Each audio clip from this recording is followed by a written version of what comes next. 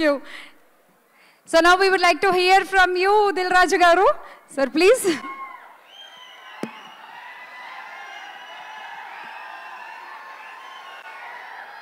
Dear Ram Charan Garki Mundu, happy birthday.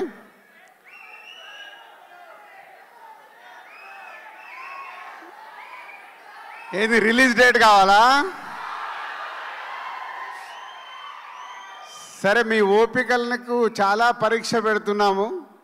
కానీ ఒక ఉప్పెన, ఒక తుఫాన్ వచ్చే ముందు మనకు ఓపిక పట్టక తప్పదు. RRR తర్వాత వస్తున్న సినిమా కాబట్టి రామ్ చరణ్ గారు ఇప్పుడు మెగా పవర్ స్టార్ కాదు, గ్లోబల్ స్టార్ అయ్యారు. ఆ రేంజ్కి సినిమా రీచ్ అవ్వాలంటే శంకర్ గారు ఒక్కొక్క పాటని, ఒక్కొక్క సీన్ని తీర్చిదిద్దుతున్నారు.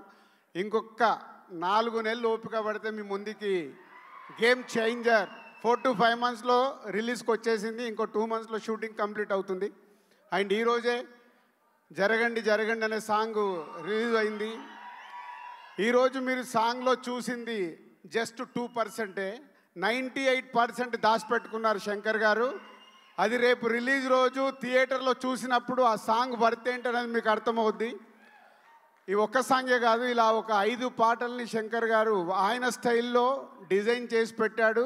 మీ అభిమానులకి ఒక 3 పాటలు అయితే సీట్లలో కూర్చునే లాగుండదు, లేచి డ్యాన్సులు చేసేలాగుంటాయి. సో ఇంకొక 5 months నన్ను తిట్టుకోకుండా ఓపిక పట్టండి. ఎందుకంటే చాలామంది నాకు మీరు పెడుతున్న కామెంట్స్ పంపిస్తున్నారు, అరే దిల్ మామ మాకు ఒక అప్డేట్ ఇవ్వు అని. పోతే దిల్ మామ అప్డేట్ ఇవ్వలేడు. పైనుంచి శాటిలైట్ నుంచి శంకర్ గారు ఇది ఇవ్వు అన్నప్పుడే నేను ఇవ్వగలుగుతాను. ముందు ఎలాంటి లీకేజీలు నేను ఇవ్వలేను ఈ సినిమా విషయంలో. సో ఇంకొక 5 months ఓపిక పడితే సినిమా మీ ముందుకు వచ్చేస్తుంది. అండ్ చరణ్ గారికి ఇది వెరీ స్పెషల్ బర్త్డే.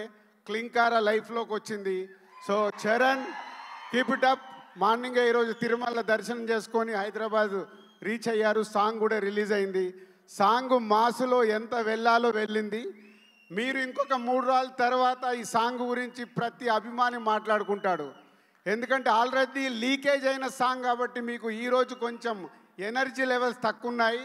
3 days తర్వాత ఒరిజినల్ ఒక రామ్ చరణ్ గారికి శంకర్ గారి సాంగ్ అంటే విజువల్ ట్రీట్ ఉంటుంది. లిరికల్ వీడియోలో మిమ్మల్ని 100% సాటిస్ఫై చేయలేరు. పోతే సినిమా చూసిన రోజు మీకు ఈ సాంగ్ పడితే ఏంటో అర్థమవుద్ది. 100% ఈ సాంగ్కి మీరు సీట్లలో కూర్చోరు, అది నా గ్యారంటీ. Thank you.